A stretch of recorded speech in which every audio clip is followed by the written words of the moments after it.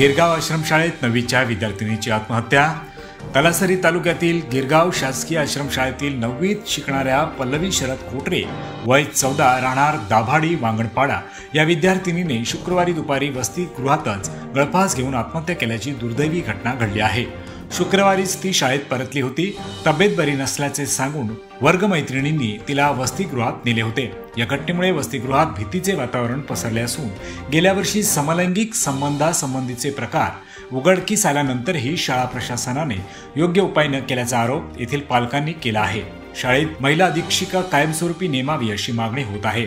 पल्लवीच्या आत्महत्येचे कारण अद्याप स्पष्ट झाले नसले तरी मानसिक तणाव, कौटुंबिक अडचणी आणि शैक्षणिक दडपणामुळे अशी घटना घडल्याचा अंदाज व्यक्त केला जात आहे।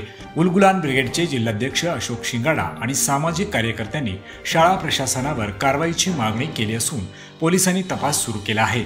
नमस्कार, मी निलेश कासट। आता आपण डहाणू तालुक्यातील आदिवासी विकास प्रकल्प अंतर्गत येणाऱ्या शासकीय आश्रमशाळा गिरगाव या ठिकाणी आहोत। काल या ठिकाणी एका 9वीत शिकणाऱ्या मुलीने शाळेच्या वसतिगृहामध्ये गळफास घेऊन आत्महत्या केलेली आहे। ही आश्रमशाळेतली अतिशय दुःखदायक आणि शासकीय आश्रमशाळेमध्ये कशा पद्धतीने सुरक्षा व्यवस्था असते याचं हे एक ज्वलंत उदाहरण आहे।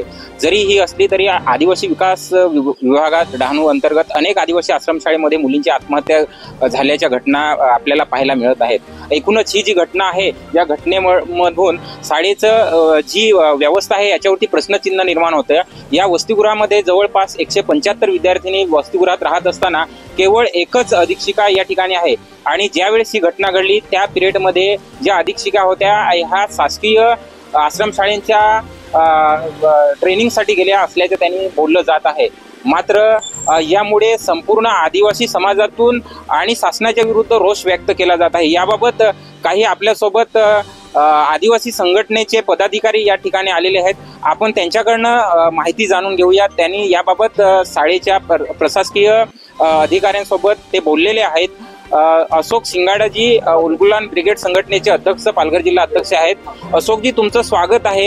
ही जी आदिवासी आश्रमशाळेमध्ये गिरगावमध्ये आपण आहोत आणि या ठिकाणी एका विद्यार्थ्याने आत्महत्या केलेली आहे। शाळेच्या वसतिगृहात ही मुलींच्या सुरक्षेच्या खूप मोठ्या पद्धतीने म्हणजे खूप ही घटना आहे। काय तुम्ही नेमकं सांगाल आणि ही घटना कशी तुम्ही जाणून घेतलेली आहे?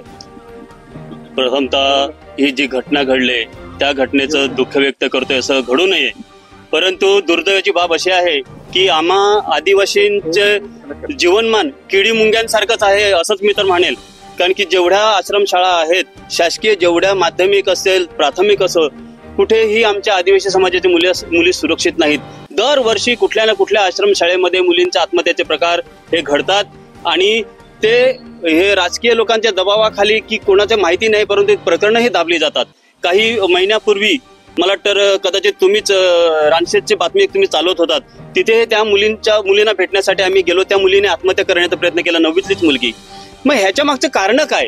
जर सरकार अनेक NGOना करोडो रुपये देते की बाबा ही कारण शोधून काढा की नक्की ह्या मुली आत्महत्या का करतात आणि मुलींच्याच आत्महत्याचं प्रमाण का वाढलंय। साहजिकच आम्हाला जितका आम्ही शाळेनं जी व्हिजिट दिलेली आहे त्या व्हिजिट प्रमाणे असं निदर्शनात आलंय की त्या मुलींना अनेक ठिकाणी त्यांच्यावरती लैंगिक अत्याचाराचे प्रकार घडत आहेत। ह्याच शाळेमध्ये कासट साहेब कदाचित तुम्ही 1 वर्षापूर्वी बातमी एक लावली होती समलैंगिकच्या विषयी। ह्या शाळेमध्ये एक शिक्षक समलैंगिक लहान मुलांच्या वरती अत्याचार करत होता आणि बातमी लावल्यानंतर मला वाटतं तुम्हाला नोटीस पाठवली पोलिसांनी, मला माहिती आहे ती बातमी पाहिली होती मी।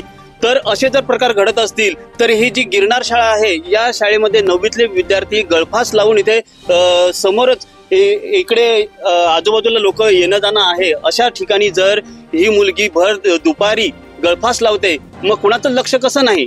आणि 3 वाजता म्हणजे जिथे लेक्चर चालू आहे त्या मुलींचं लेक्चर सुरू असताना ती जी येते, जर डोकं दुखते किंवा पाय दुखते हे सांगून, जर वयात आलेली मुलगी आज शाळा आणि वसतिगृह ह्याच्यामध्ये काहीतरी मीटरचं अंतर आहे, ही एवढी मोठी मुलगी जर एकटी इथे येते मग तिच्यावरती सुरक्षेचा प्रश्नच आहे की ती का कशी आली इथे? तिच्यासोबत कुठली महिला शिक्षिका आहे का? अधीक्षका पण कालच कशा मीटिंगला गेल्या? म्हणजे हे घटनेमागे नक्की काहीतरी गूढ लपलंय का की तिचं घरचं काही कारण असेल आणि घरातून जर कारण होतं तर ते 3-4 दिवस घरी गेलेली, मग तिने घरी आत्महत्या का नाही केली?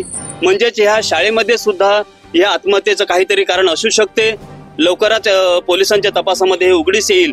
परंतु दुःख हे व्यक्त करतोय, शासकीय अधिकाऱ्यांना मी विनंती करेन की त्याने अनेक आश्रमशाळेमध्ये ज्या काय परिस्थिती ह्या ज्या घडतात मुलींच्या बाबतीत, त्या बाबतीत मात्र गंभीर हा विषय घेऊन ह्या आश्रमशाळेमध्ये असं प्रकार घडू नयेत याच्यासाठी आम्ही मात्र शासनाला विनंती करू.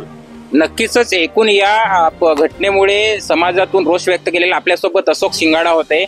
या घटनेमुळे पालक भयभीत झालेले आहेत आणि जे वसतिगृहात जे विद्यार्थिनी आहेत ते पालक आपण बघू शकता, तिकडे संपूर्ण पालक आलेले आहेत. त्यांच्या मनात भीतीचं वातावरण निर्माण झालेलं आहे आणि त्यामुळे कुठेतरी मुलीच ज्या आश्रमशाळेमध्ये पण सुरक्षित नाही आहेत, एवढी यंत्रणा असताना पण सुरक्षित नाही, त्यामुळे पालक वर्गामध्ये पण संताप व्यक्त केला जातो.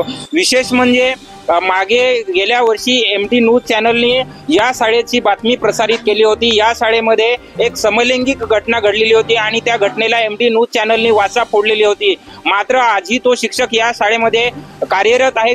शासनाने कारवाई केली नाहीत. याबाबत MT न्यूजला आश्चर्याचा म्हणजे पोलिसांमार्फत दबाव तंत्र वापरून नोटीस बजावण्यात आली होती. ज्यावेळेस आमच्या पत्रकाराने याला नोटीसीला उत्तर दिलं, त्या ठिकाणी हे प्रकरण मात्र इथं दाबलं गेलं. एकूणच ह्या आत्महत्येच्या पाठीमागे अगोदरपासून काही पाळमुळे इथे रोवलेले आहेत का, आणि जर ती रोवलेली असतील तर ती मुळात उपटून काढून या घटनेमुळे तरी आमच्या आदिवासी विद्यार्थिनींना न्याय मिळेल का, ही एकच अपेक्षा आहे. MT न्यूज साठी निलेश कासट, पालघर. शवविच्छेदन अहवालाची प्रतीक्षा असून तो आल्यानंतरच काही बाबी स्पष्ट होतील. मुंबई डेडलाईन 24 साठी निलेश कासट, पालघर. महाराष्ट्रासह देश विदेशातल्या ताज्या घडामोडी आणि बातम्या पाहण्यासाठी गुगलवरती जाऊन www.mumbaideadline24.com या आमच्या वेबसाईटला भेट द्या. त्याचबरोबर युट्यूबवरती जाऊन मुंबई डेडलाईन 24 हे चॅनेल सर्च करा. सबस्क्राईब हे बटन दाबा. आमच्या नवीन घडामोडी आणि ताज्या अपडेट पाहण्यासाठी बेल आयकॉनला क्लिक करा.